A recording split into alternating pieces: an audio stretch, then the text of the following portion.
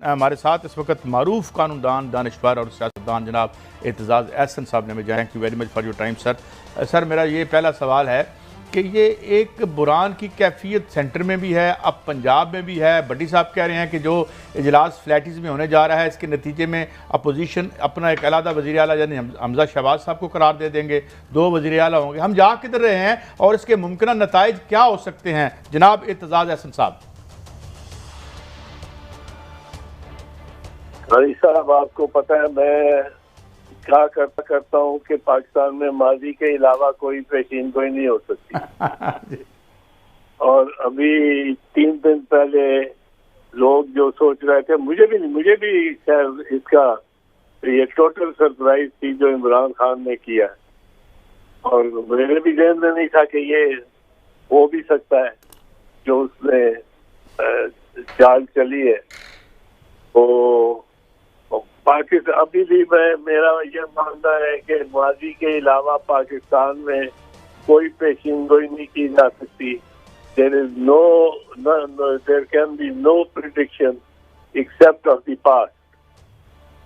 तो अब क्या होगा, सब बहुत कुछ हो सकता है। आमने सामने हो गए, सर फट सकते हैं। वो भी बड़े जोश और घमंड में हमजा और मरियम और उनके साथी और बड़े जानसार हैं। इधर पीटीआई वाले भी बड़े टाइगर्स हैं और बड़े जोश में अपने कायद को डिफेंड करने के लिए, उसका दिफा करने के लिए। तो अब ये सब बहुत कुछ हो सकता है, इसका मतलब है, लेकिन बहुत कुछ नहीं भी हो सकता। तो जरूरी नहीं है कि ये हो कि तसादम ही हो। और कल नहीं तो परसों, अभी तो कहते हैं कल ही अदालत का फैसला आ जाएगा। अदालत का फैसला आ गया तो सबको उसके मुताबिक चलना पड़ेगा। लेकिन पाकिस्तान में ये भी आप पेशीनगोई नहीं कर सकते कि सब चलेंगे उस रास्ते। तो क्यों क्या कुछ नहीं कहा जा सकता है। बिस्मिल्लाहिर्रहमानिर्रहीम। एतजाज़ साहब ये बता दें, ऐसा लग रहा है इस वक्त पाकिस्तान में ना कोई कानून है ना आइन है, हर सियासी जमात अपनी मर्जी की आइन की तशरीह कर रही है। तो ऐसे में आम शहरी तो परेशान है कि क्या वो डिप्टी स्पीकर साहब ने जो रिजेक्ट की थी वो अदम एतमाद, वो सही है गलत है? आज फिर हमजा शहबाज साहब मरियम नवाज की सरपरस्ती में वजीर आला बनने जा रहे हैं प्राइवेट होटल में। क्या वो इजलास होता है और हमजा शहबाज वजीर आला बन जाते हैं तो कल वो पंजाब के आईनी वजीर आला होंगे या आज रात ही? नहीं, होटल में अगर इस तरह की कोई उन्होंने की कोई कार्रवाई या कोई सेरेमनी कोई इस किस्म की किसी होटल में या ऐसे इनफॉर्मल जगह पे, तो फिर तो कोई उनको तस्लीम नहीं करेगा प्राइम चीफ मिनिस्टर, चाहे वो अपने आप को कहते रहे कि मैं चीफ मिनिस्टर हूँ। वो उसको कोई नहीं तस्लीम कर।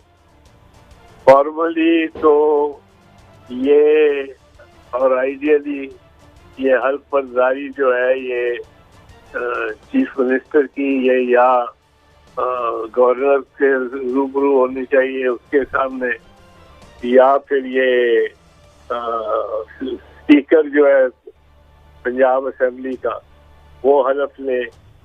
इन दो में तीसरा तो कोई है नहीं। वैसे अगर नहीं होते तो हो जाता है कि वो जिस तरह सुप्रीम कोर्ट में हलफ ले लेता है जज से ले लेता है, और चीफ जस्टिस भी अगर आर्जी रुखसत पे जा रहे हो तो वो भी चीफ जस्टिस जज से या जज जा रहा हो या कुछ तो वो चीफ जस्टिस से ले लेता है।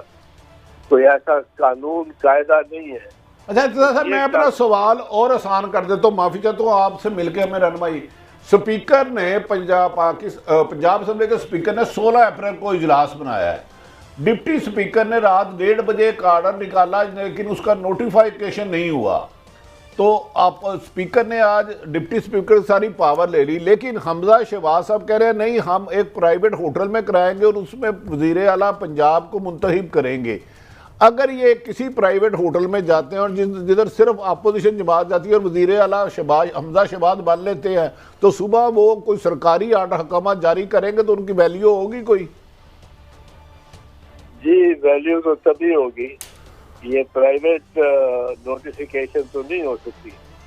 ये तो नोटिफिकेशन का और बाकायदा कानून है कि किस तरह नोटिफिकेशन होगी, किस तरह वो प्रोविंशियल या फेडरल प्रिंटिंग प्रेस में जाएगी, किस तरह वो प्रिंटिंग प्रेस पे निकलेगी और उसका निफाज होगा जितने एरिया पे भी उसका चाहिए। पंजाब है तो पंजाब, पाक है तो सारा मुल्क।